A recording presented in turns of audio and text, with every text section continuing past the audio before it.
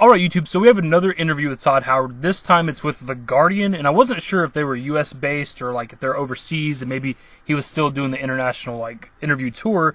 And looking into it really quickly, they have a US version of The Guardian, a UK version, Australia version, and an international version. So I don't know exactly if he's still doing that international interview tour or if maybe he's back in the US or not. And I think it is important to know whether or not he's actually back in the US or still doing these international interviews, because that's maybe why we haven't seen stuff for a while. Like, we got a lot of information for Fallout 76 really quickly at the beginning, and then it's been kind of silent. We've just been breaking down interviews as time's gone on, but we haven't really got like a new trailer essentially since E3.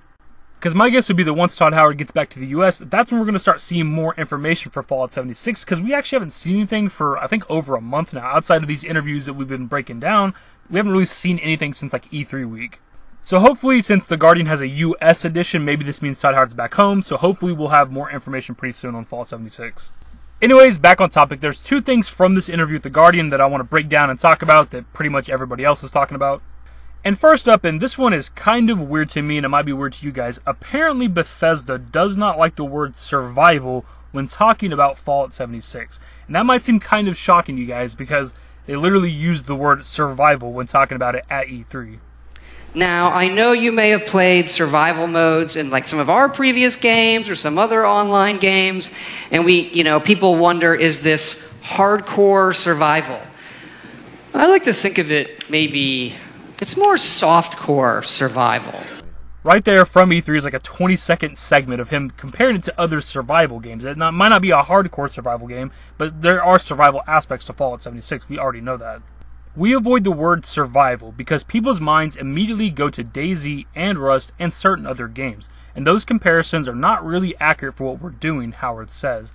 If you think about the survival modes we've had in Fallout 4, it has that vibe. Fallout 76, although it's an online game, when I play it, I mostly still play it solo. We like those experiences as much as our fans do.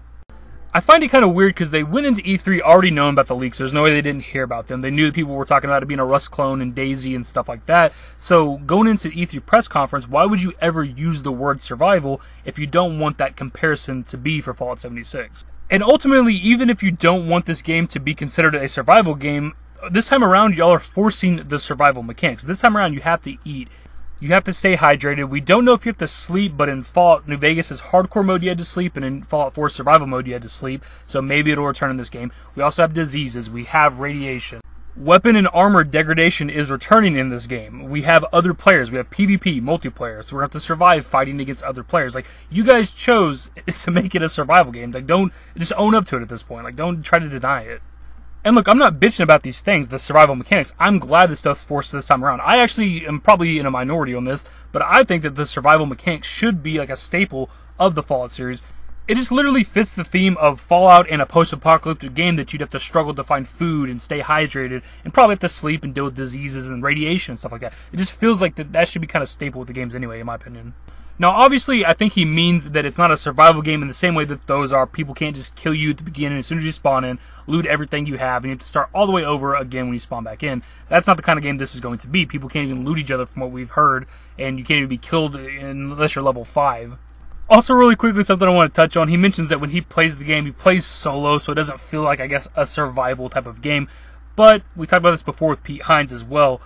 Just because you guys are having a solo experience when you're testing Fallout 76, that does not mean it's going to be the same experience for other players.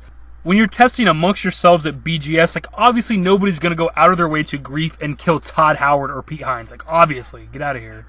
If you want a realistic experience, they need to be trying to kill you, not just you playing solo all the time. And again, I'm not bitching about PvP. I always have to elaborate on this. But that is the reality of the situation when you introduce multiplayer and PvP to a game. People are going to just kill each other. People are going to do it for fun. It doesn't matter if you can loot each other. It doesn't matter if we get bottle caps out of killing another player. It doesn't matter if we get experience out of it. People are going to do it, just to annoy you. Now, we were going to look at something else from the interview, which is just like Todd Howard and Bethesda being kind of worried about making this game, just like the fans are worried about it because it is their first time doing a multiplayer game.